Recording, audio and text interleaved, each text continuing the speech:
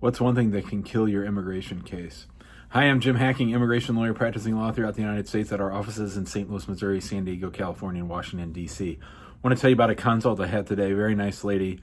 She's in a very, very real marriage. She and her husband love each other very much. The problem is her husband is a foreign national, and he was in the United States for a really long time, a couple decades, really.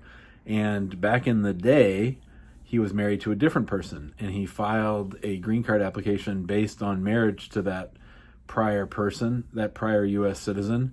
And the case went through all the regular processes, biometrics, background check, interview, and then investigation. The officers went out and investigated that original marriage, and I asked the U.S. citizen that I was talking to, the new spouse of the foreign national, if she could send me a copy of the denial of the prior I-130 and 485. The I-130 was denied, so therefore the 485 was denied. And the I-130 denials can be very different from each other. And what I mean by that is some can be very extreme and some can be not so bad. And so I'm always wondering, did USCIS really go after them and really nail them down for misrepresentations or fraud? And unfortunately, in this particular denial, it's pretty comprehensive, it's pretty detailed, it's pretty harsh.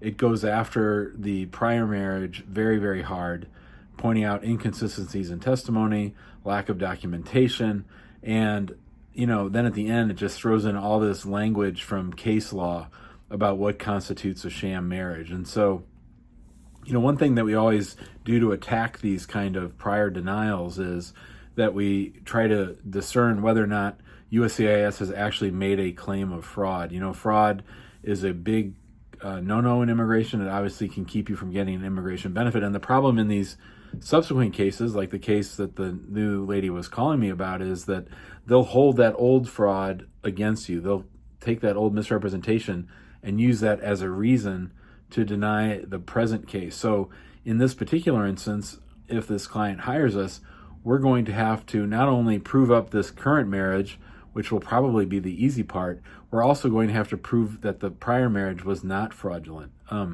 Unfortunately, an appeal of that prior decision was not really very effective, and it didn't go anywhere. And so now we're left with a situation where years later, we have to try and prove up this original marriage that it was real. And it's one of those situations where USCIS would say, yeah, we'd approve this I-130 and the 45, but for that old fraud. And of course, if you operate from the mindset that they're always looking for ways to deny the case and to screw you over, then this approach makes sense. So our potential client is really in a trick bag because they're going to have to not only prove their marriage, but we're also going to have to go back and prove up that other marriage, which might involve reaching out to the prior spouse, trying to drill down with the spouse of the current U.S. citizen what exactly happened, and then seeing what we can get through the Freedom of Information Act or any other ways to demonstrate that it was in fact a real marriage. Not going to be easy, and we're going to charge almost as much as we would for a straight up green card case.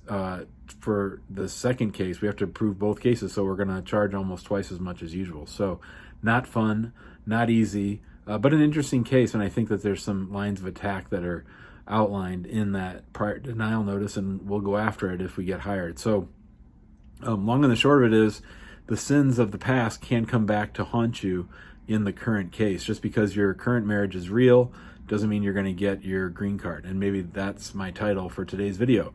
All right, everybody. Love you. See you soon. We'll be back tomorrow with another video. If you have questions in the meantime, shoot us an email, jim@immigrationlaw.com, hackingimmigrationlaw.com, or you can call us at 314-961-8200. You can also be sure to join us in our Facebook group, which is called Immigrant Home. If you like this video, we ask that you please share it out on social, that you subscribe to our YouTube channel, and that you join us on Tuesdays and Thursdays, usually at noon Central, when I'm answering as many of your immigration law-related questions as possible. Thanks a lot, and have a great day.